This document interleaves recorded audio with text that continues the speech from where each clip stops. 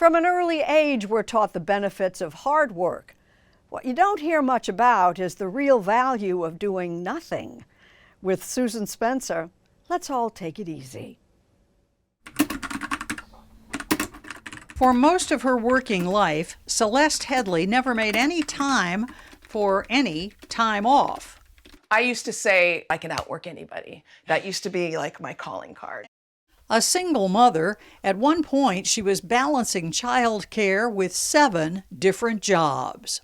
I am a professional opera singer, so I sang for the Michigan Opera Theater. I also did a lot of writing jobs. I wrote for the Detroit News. I was filing freelance pieces for National Public Radio. But in 2017, at age 47, she hit a wall. I was irritable all the time. I was tired all the time. I mean, I started getting sick. And I'm a very healthy person. I don't generally get sick. So obviously I was overworked. And that was a problem that had to be solved. First step, she quit her full-time job. Second, equally drastic move, she took a 2-week cross-country train ride, much of it without Wi-Fi, just to see what would happen.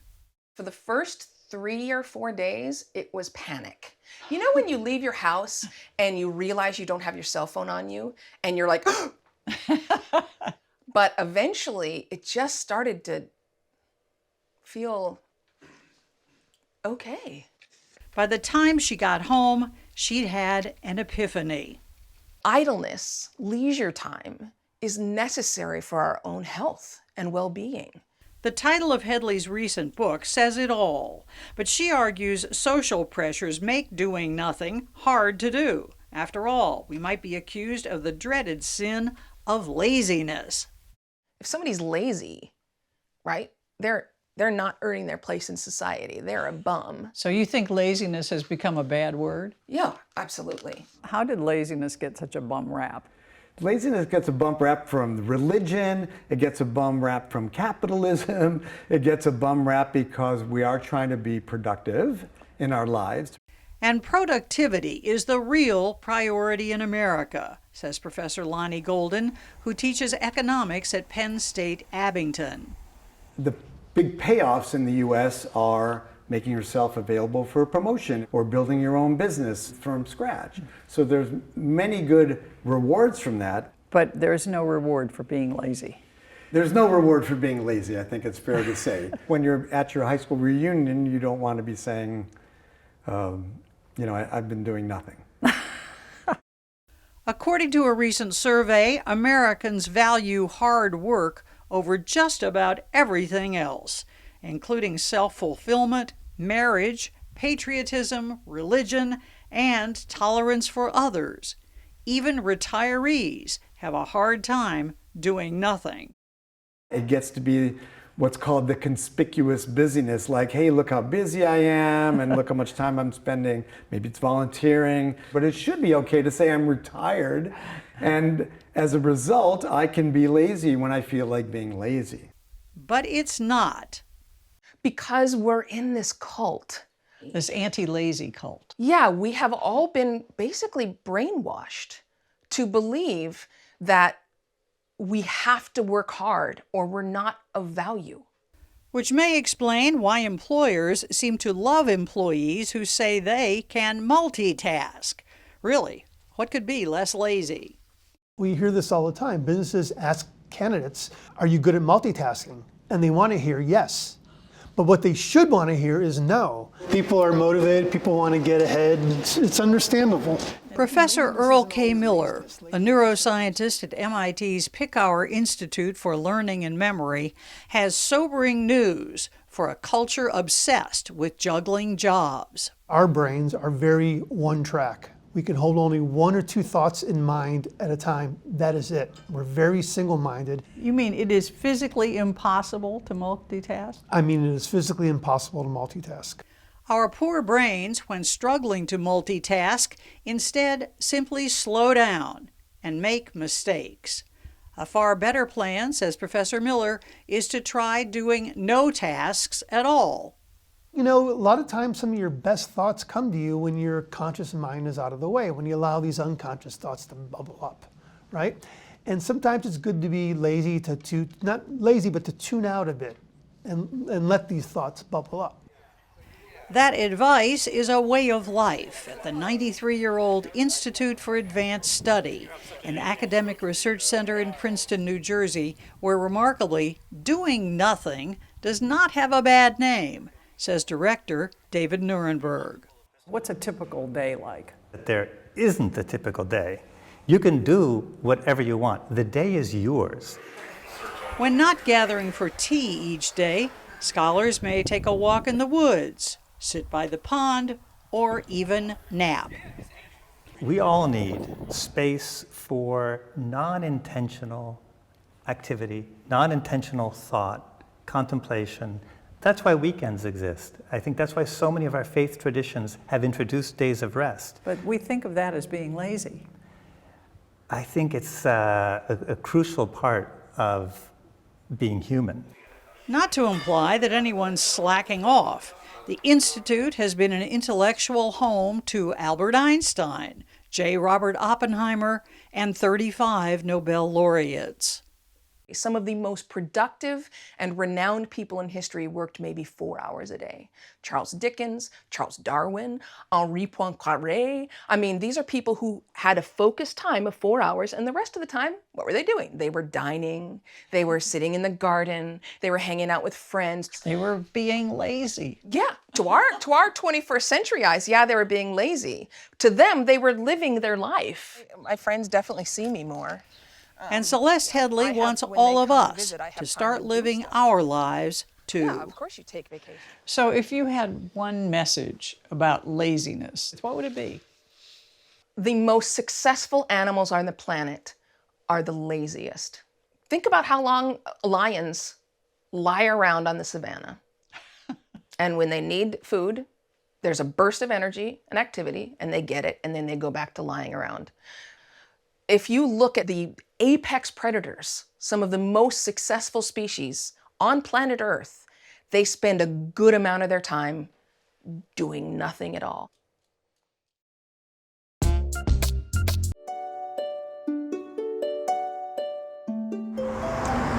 From LA to Chicago to New York. Noise is one big reason why 1 in 3 American adults doesn't get enough sleep.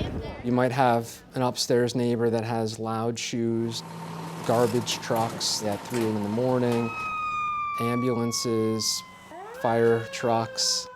Psychologist Matthew Eben learned all about noisy nights years ago when he bought an apartment in Queens, New York. It was unbelievably loud. It was about a half block away from the LIRR. The Long Island Railroad. Exactly. Well, that's so loud. There was a bus that went up a hill in front of the apartment, and there was an ambulance that liked to park across the street. This is torture. It was torture. A desperate man who didn't want to move, he turned to a white noise machine. Give me the layman's explanation of what white noise actually is. It's the sound of a fan. It's the sound of an air conditioner. So if you have a constant noise, which is a little louder than these intrusions, you won't be woken up by the intrusions. It seems odd in a way that the solution to too much noise is more noise. Right. That paradox intrigued Eben, a sleep specialist at Weill Cornell Medicine and New York Presbyterian. His research confirmed white noise's potential benefits. What we found in our study is they slept more in general with the white noisemaker than without it. And they also fell asleep a bit faster. At his offices, we sampled an array of machines, emitting everything from basic white noise, sounds a little bit like a fan, Right. to so-called pink noise. That sounds like the ocean, It does. which uses lower frequencies and which some research suggests can help with memory. What's that? It sounds like a tropical rainforest. And then there were a bunch of other random noises. Loud rain. Yeah, loud rain. Oh, I'm not even going to guess what that is. It sounds like a heartbeat. Is that going to help anybody sleep? I wouldn't use that. But white noise is often just what the doctor ordered. So this is sort of a lullaby for adults, right? Yeah, I guess Is that so. fair? I think that's fair.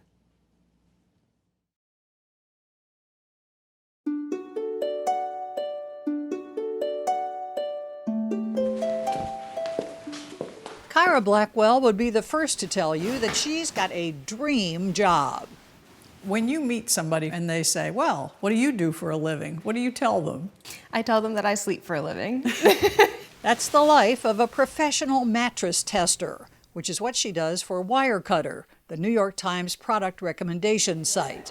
How many mattresses do you think you've tested over the years? Well, we have tested over 100 mattresses collectively. For the past month, I've been testing a mattress. And she's always taking her work home with her.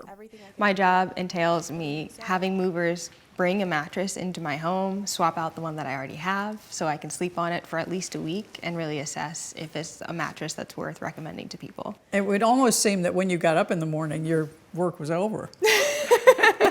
Kind of, right? Hey y'all, it's Kyra Blackwell. But judging from her TikTok videos, sleeping is only part of the job. There are some basic mattress test techniques, which she demonstrated. Well, what do you learn from sitting on the edge of the bed? Imagine you're putting on your socks or your shoes on your bed. You don't want to fall off. Good point. When you're trying to Yeah. do that. Okay. Even more critical than sitting on the edge is lying in the middle. If I'm laying on my back, do I feel like my hips or my belly is sinking in? If I lay on my side, does my shoulder or my hips feel like they're crushed up against the mattress? I read somewhere that the average person sleeps like 26 years of their life. Yeah. It's kind of distressing. But so it's important that you get a good night's sleep. And the mattress fits in there where? Oh, it's the bread and butter. With so much at stake, Kyra says don't be swayed by price and don't be shy about testing everything out there. Before you decide, you may want to sleep on it. How would you describe your ideal mattress? I love like a lofty mattress, like 13 inches in height, and it just feels like I'm in a luxury hotel, essentially. That's what we should be striving for, Exactly. the feeling of a luxury hotel. 5 stars every night.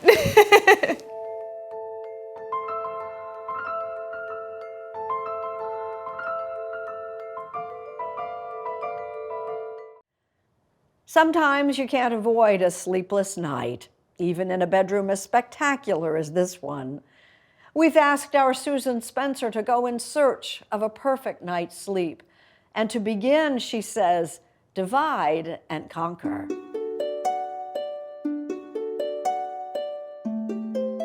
Here's more of your pink. This New Jersey couple has shared a home for a decade, but they have never shared a bedroom. Having my own space, that feels comforting to me. When you were looking for a home, was the bedroom issue a non-negotiable item? Yes. 2 bedrooms, absolutely necessary. Freelance writer Rachel Kramer Bussell and abstract painter Drew Griffiths agree. This is a mess. It is a mess. Sleeping apart means sleeping better, but they don't agree on a whole lot else. This is your place, right? This is my room for sure. How would you react if you had to sleep in his room? I could do it for a night, but I think more than one night I would be like, where's my stuff? I like a very empty, clean bed. When I have nothing in the bed, it feels weird to me. I like cool. If I could figure out how to like pump air conditioning through my pillow at all times, I probably would. I like to be very warm. Like I wear pajamas, sometimes I wear a sweater over pajamas. I have a weighted blanket and a quilt, and then sometimes I put another blanket over my shoulders. Everything you said, you're just diametrically opposed. Yet they're not alone in sleeping alone. According to a recent survey, 1 in 5 American couples keep separate bedrooms. You know, when people hear separate beds, you know what they think.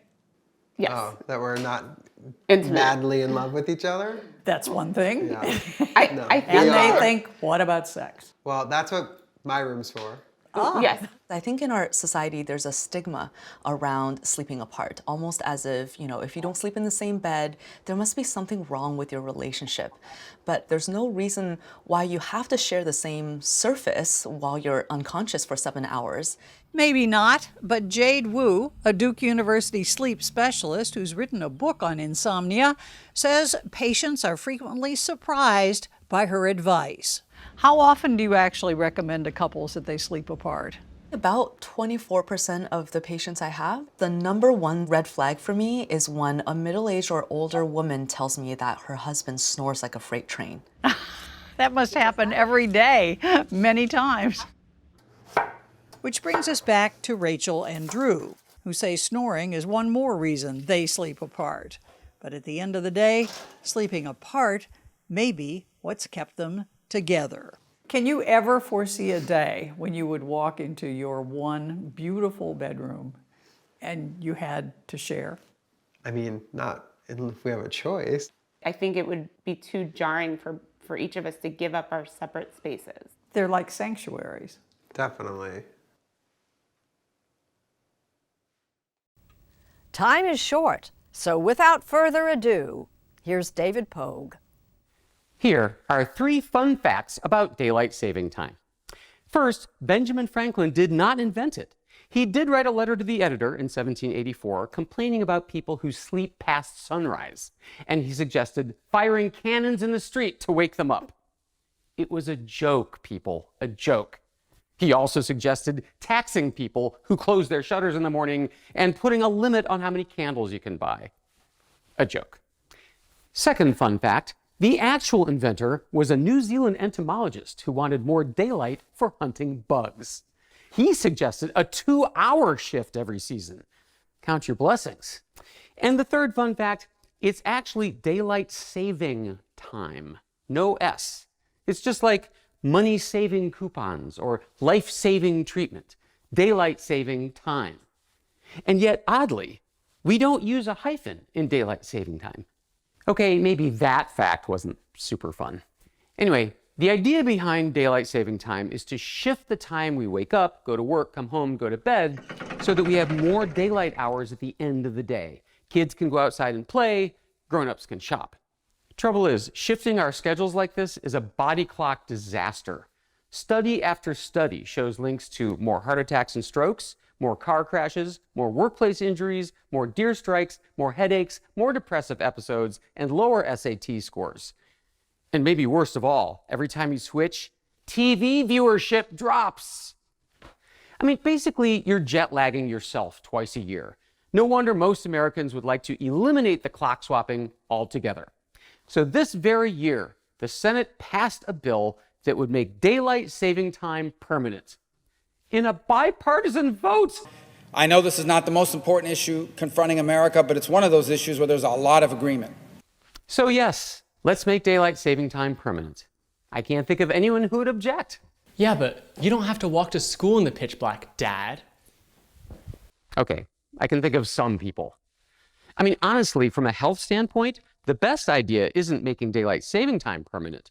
It's making standard time permanent. Standard time has the best correlation between the sun's cycle and your body clock. Sunrise makes you wake up, sunset gets you sleepy. Either way, the House has shown no interest in picking up the Senate's bill, so for now, we're going to go right on wrecking our sleep twice a year. So enjoy your extra hour tonight. You'll be paying for it in March.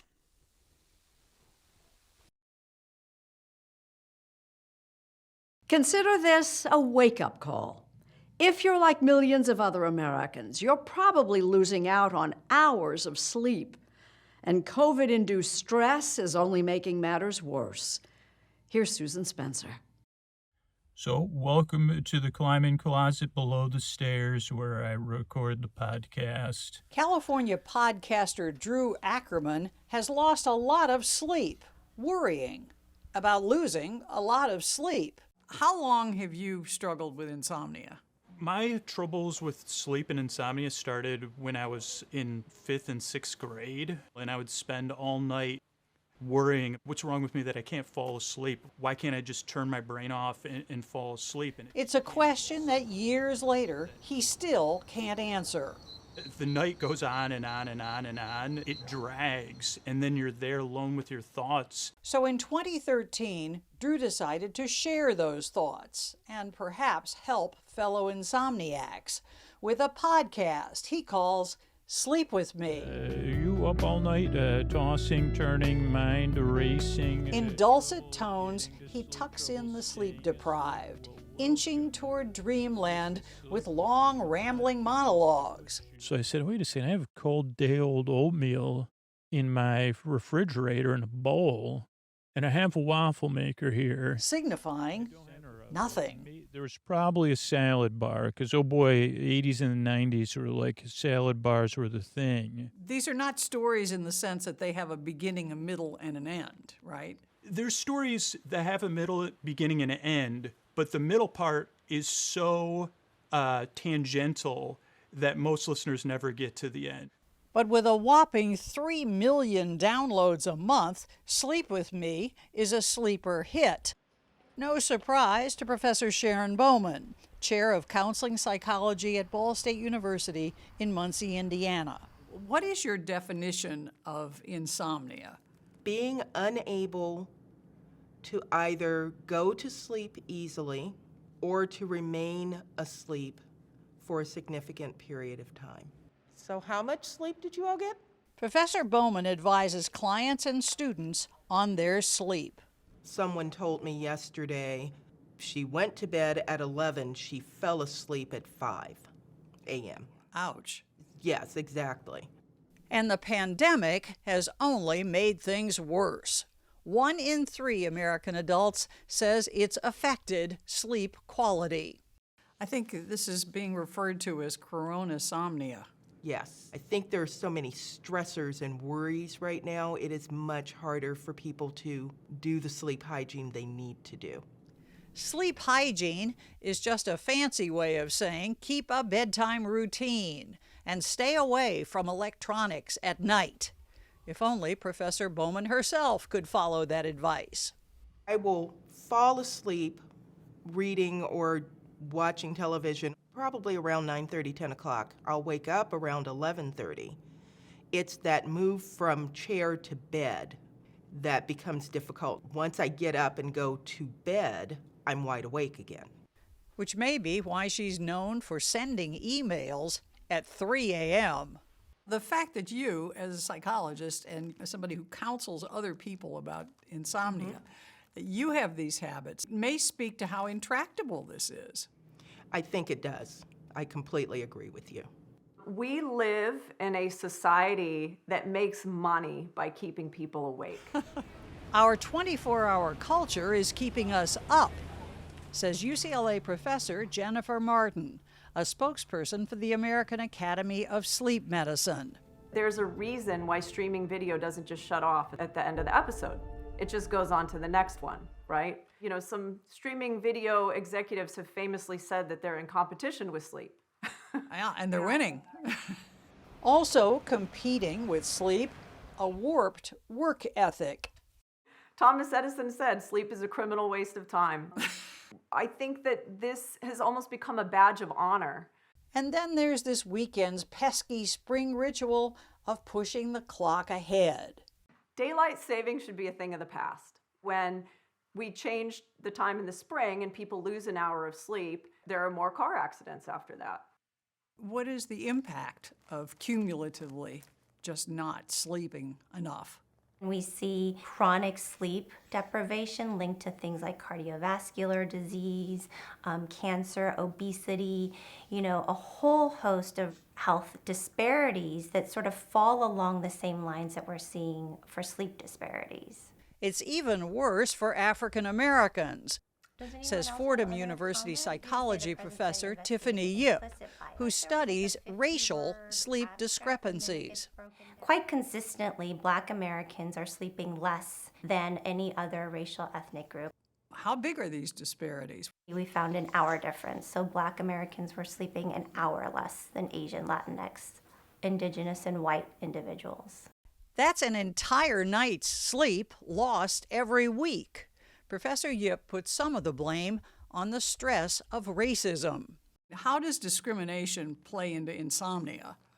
So discrimination is a form of stress, and we know that stress sort of starts psychophysiological processes in the body. It could mean things like tossing and turning when you're trying to fall asleep, playing an event over and over in your head. So it's just another example of where we're seeing communities of color dealing with more challenges. One challenge for all of us is knowing when to see a therapist. If it goes on for longer than 3 months, that's a pretty good indication that you should reach out for some professional help. In the meantime, well, there's always Drew's podcast. How do you react when people say, Drew, I listened to this and, well, it was really, really boring? I love the word boring. That's like the best word to describe what I'm trying to achieve. Well, you've succeeded beyond your wildest dreams. You have taken my natural skill at being dull and being too interested in details and kind of weaponized it in a positive way. Truly, something to sleep on.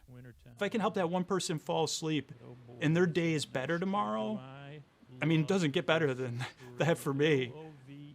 Ovetree. No, I never heard that before.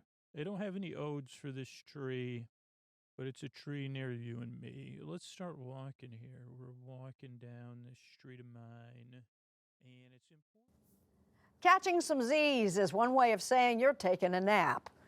And while some may dismiss you as just a lazy bones, many experts are waking up to napping's many benefits. Susan Spencer counts the ways.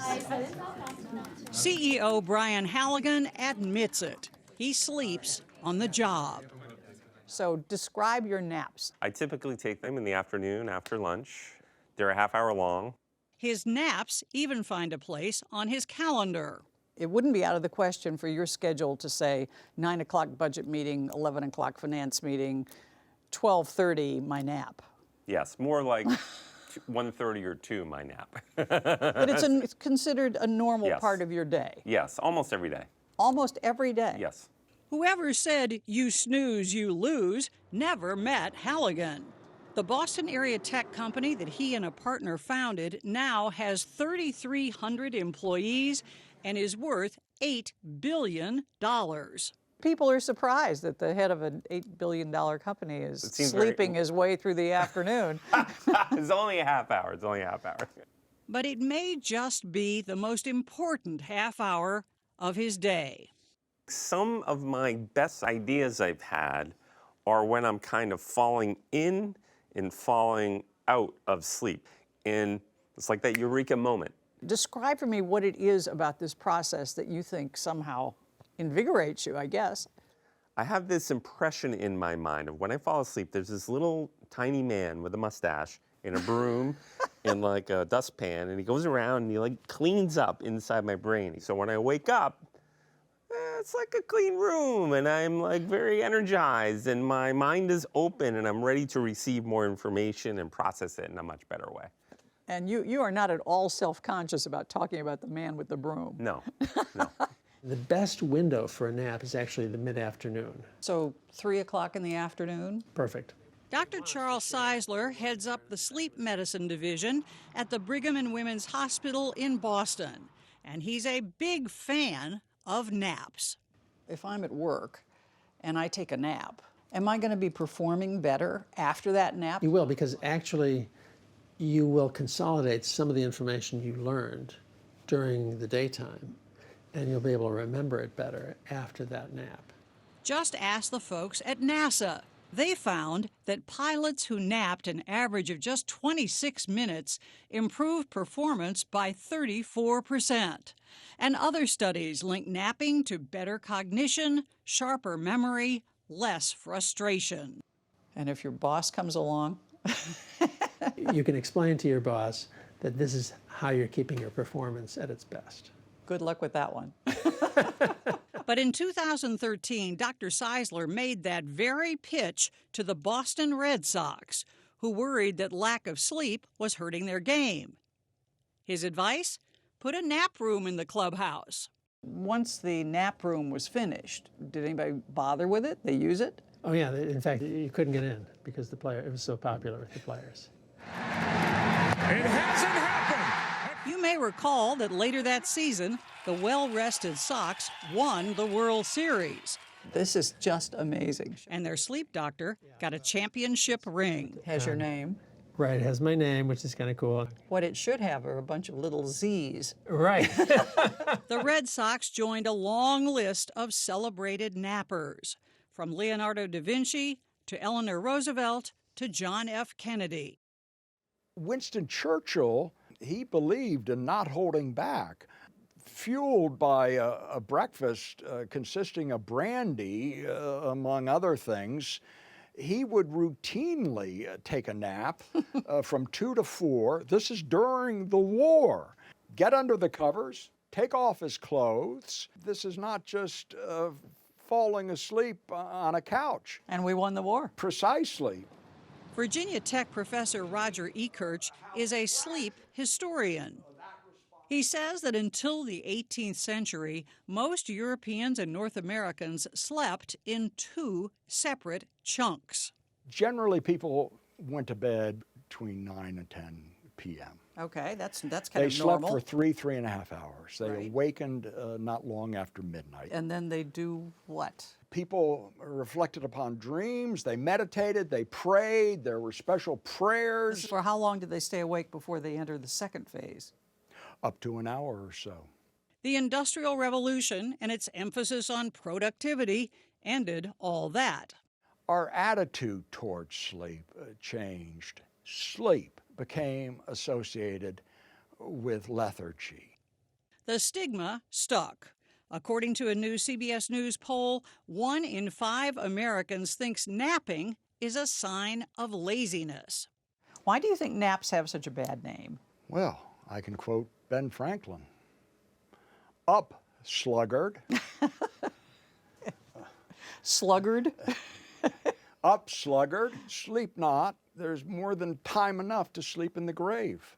Ooh, that makes you think. This is not exactly part of American corporate culture, is it? I don't know. They don't teach naps at the Harvard Business School. I don't think they do, no. No. But sleep is a topic of study at Emory University in Atlanta. No one has the actual disease. Where Professor Dana Johnson is an epidemiologist. How long is the ideal nap? So you want to nap 10 to 20 minutes. That doesn't seem like very long.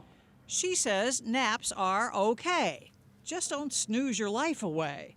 People that are sleep deprived should definitely have a nap during the day to help them feel restored. But, you know, on the other side of it, a nap could also impact your sleep at night. And so you end up in this cycle of poor sleep at night, then you sleep a little bit during the day. So naps, in your view, are basically for emergency use only. It's for, right, that's a good way to put it. It's for when you need it. So this is like a nap lover's heaven, right? We're Oh, surrounded by absolutely. mattresses. We met Johnson in a high-end mattress showroom.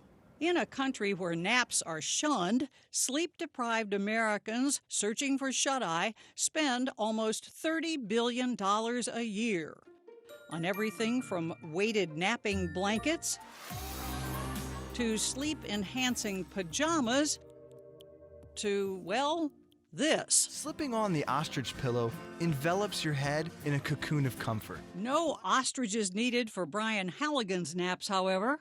So this is the most popular room in the company. He simply retreats to his company's designated snooze spot, the so-called Van Winkle room, where employees can sign up to catch a few Z's anytime. A beach umbrella? Yeah. And a hammock? Relaxing. In fact, the room is so popular, he may even add a second Van Winkle. So you agree with Yogi Berra. I usually take a 2-hour nap from 1 to 4. Words to live by. Yeah, I guess so. Yogi's a wise man.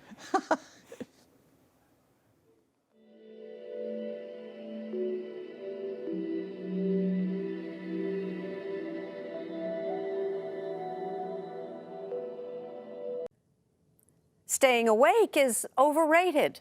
Or so says our Jim Gaffigan. I love napping, okay? That's right, I'm not a preschooler or in my 80s, but I love a good nap. On a daily basis. I've had many 2-nap days, and those were glorious.